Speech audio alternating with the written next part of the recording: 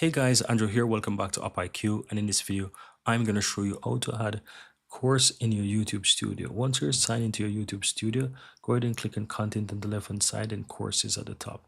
You can also find courses if you click on create on the upper right. You'll have new course as well. You can do that by clicking on that to add course.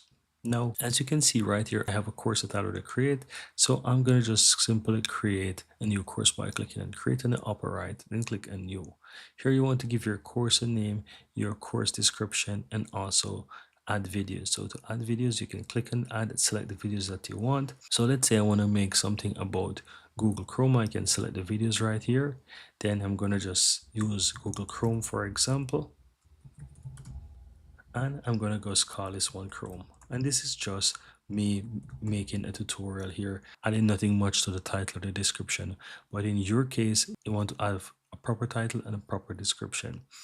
Once you're done, click and create, and that's it. You've added course in your YouTube studio, and that's pretty much it. You just simply go back and now you can find a new course on your YouTube studio, and that's pretty much it, guys.